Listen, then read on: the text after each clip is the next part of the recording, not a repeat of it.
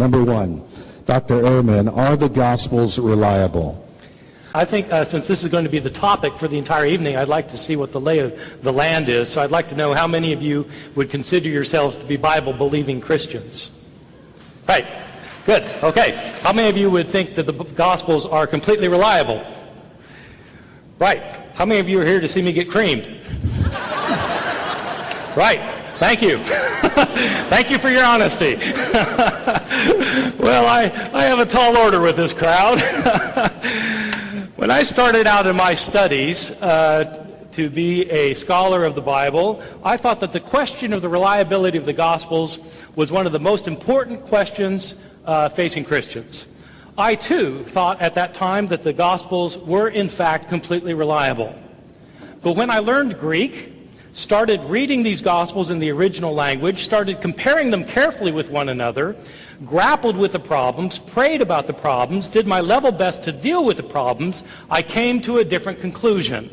And all I ask tonight is that you approach this debate with an open mind. Let me tell you my view on these questions.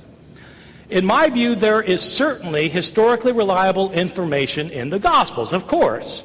But there are also pieces of historically unreliable information.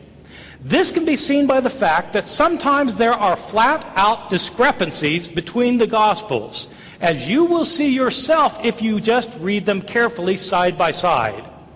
Let me give you just a taste out of 1,000 examples. The Gospel of Matthew says that the father of Joseph, Jesus' father, was Jacob.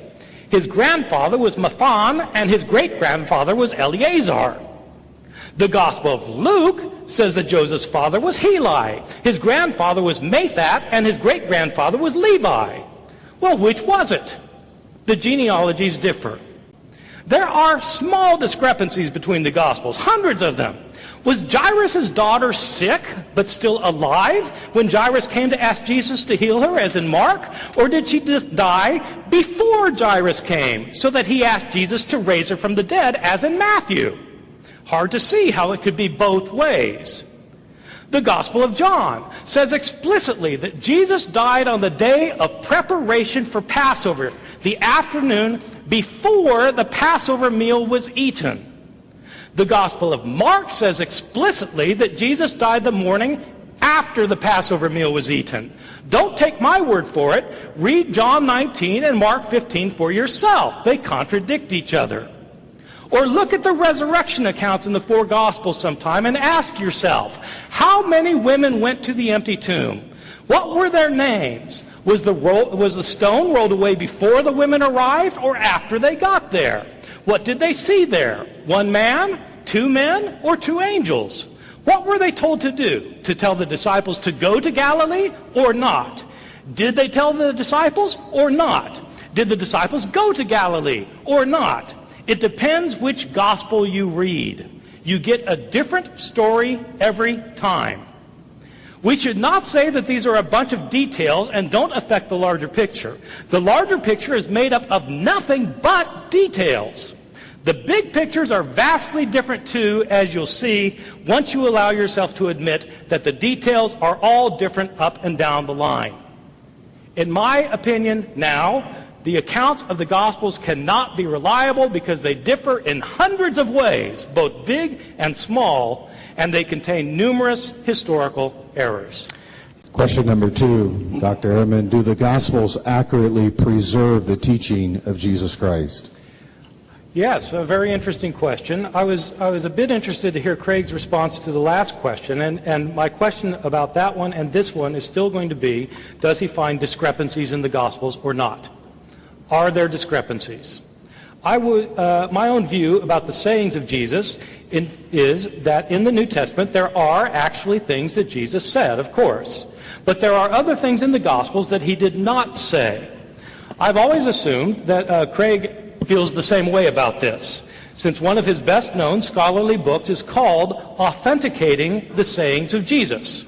It's a book that presupposes that we have to use scholarly historical criteria to establish what Jesus really said. I wasn't able to reread the book in preparation for the debate, I'm sorry to say, but I did manage to get a blurb on Amazon.com.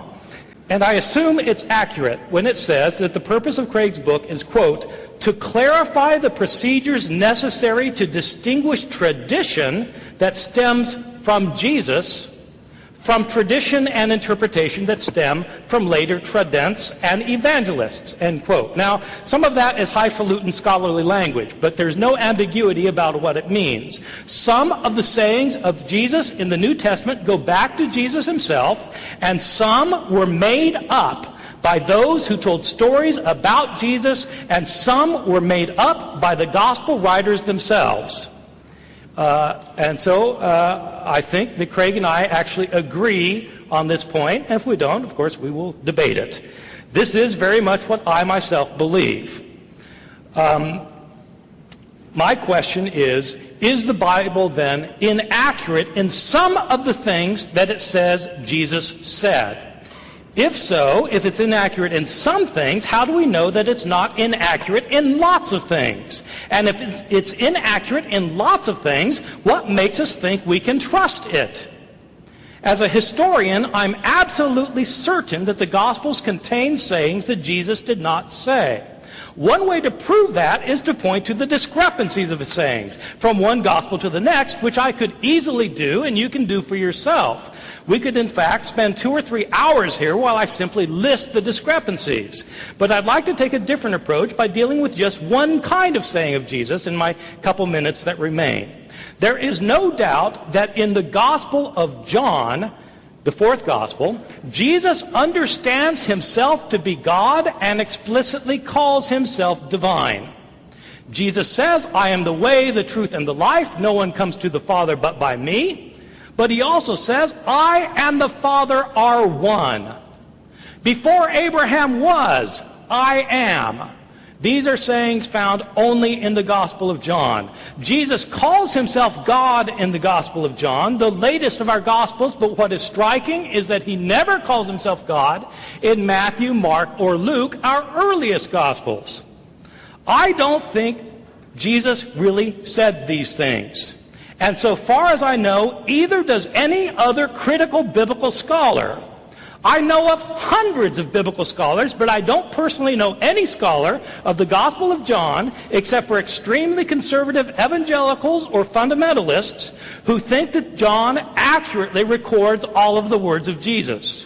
If Craig thinks he does, if he thinks that Jesus did go around Galilee and Jerusalem calling himself God, I'd like him to explain to me on historical, not theological grounds, but historical grounds, how Jesus managed to escape getting stoned to death for blasphemy. And more important, how it is that Matthew, Mark, and Luke don't record him calling himself God. That seems like a rather important point. Did they just forget to mention that part? And why is it that whenever you read the Gospel of John, it doesn't matter what part of John you read, whether you read the words of John the Baptist, the words of Jesus, or the words of the narrator who's writing the gospel, all three sound exactly alike. How could three such different men sound just the same and speak the same theology? It doesn't matter what parts of John you read, it all sounds the same. Why? Because in the Gospel of John, we're not hearing three voices, John the Baptist, Jesus, and the narrator. We're hearing one voice, the voice of the author. The author has modified the voices of John the Baptist and Jesus to make them say what he wants them to say. This is not Jesus' voice we're hearing. It's the voice of the Gospel of John, the author. Why does this matter? Because people in our world continue to ask, is Jesus who he said he was? If you read the Gospel of John, you don't learn who Jesus said he was. You learn who John said he was. Final remarks. We'll begin with you, Dr. Ehrman. I'd like to thank all of you for being attentive and respectful to someone who feels very much like he's been thrown into the lion's den. No offense. Our ultimate question comes down to whether the Gospels are reliable or not. My view is that the Gospels have mistakes, discrepancies, contradictions, factual errors, textual alterations, additions, omissions, and corruptions in them. This is not a unique view of a particularly liberal professor who teaches at Chapel Hill. I know that I seem very liberal. When we were talking about the format for this debate, I asked that I be given the podium on the left. This view that I am setting forth, though, is not the view of just a liberal professor. It is virtually the consensus view among critical scholars across the United States and Europe. If you don't believe me, let me tell you a few striking facts that I don't think Craig will deny.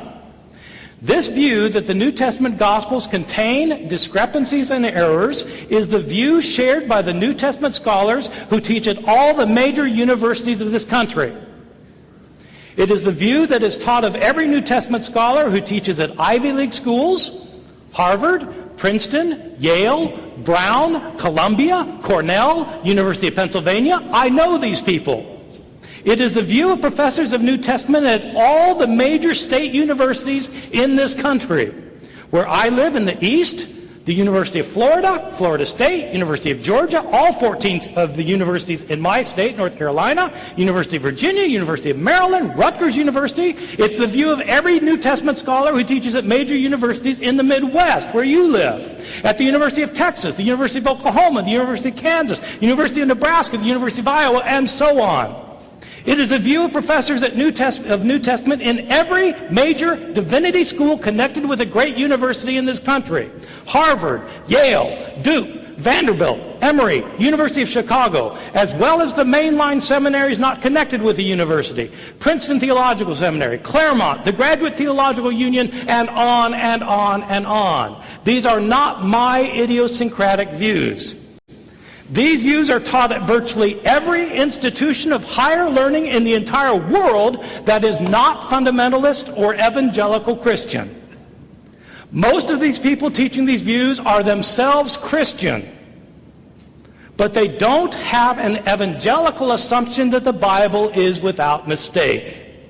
The only ones who say otherwise are fundamentalists or conservative evangelical Christians. How can that be? Is everyone else, apart from evangelicals, not as intelligent? Are they blind? Are they demonically inspired? Everyone else?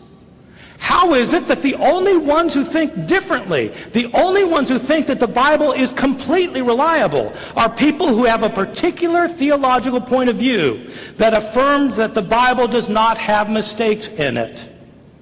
This is a theological view, not a historical view. And people are, of course, welcome to have it. But the people who have it should admit that when they say the Bible is reliable, they are saying so not on historical grounds for historical reasons. They are saying so because their theological views require them to say it. If they did not have these theological views, they would agree with everyone else, Christian and non-Christian, that the Bible does not provide a reliable account of the historical Jesus and of the history of the early Christian church. Let me tell you why I think it matters. Many good Bible-believing Christians think that the Bible provides a blueprint for faith and ethics, for how you should believe, what you should believe, and how you should live. Questions over such things as abortion, gun control, gay rights, that the Bible provides us the blueprint. The problem is the Bible is not a single book. The Bible is a lot of books written by a lot of different authors who have a lot of different points of view that disagree with one another. This means that we should not be dogmatic about what we think and insist that what we think is what the Bible teaches. The Bible teaches lots of different things. The Bible welcomes lots of different views, and we should too. I once thought that the Gospels were completely reliable. Now I no longer think so. It's not that I decided to jump on the scholarly bandwagon and abandon my evangelical faith. I looked long and hard at the evidence. I studied it for years. I grappled with it. I prayed over it. I talked it over with friends and loved ones. And eventually I came to see the truth. The Bible does not provide a reliable account of the things Jesus said and did. I know most of you will not change your mind. But I hope you realize that people like me come to this question honestly and openly, not trying to destroy the faith of others, but simply searching for the truth. I hope you too will be honest and open and not be afraid to go wherever the truth seems to lead. Thank you very much.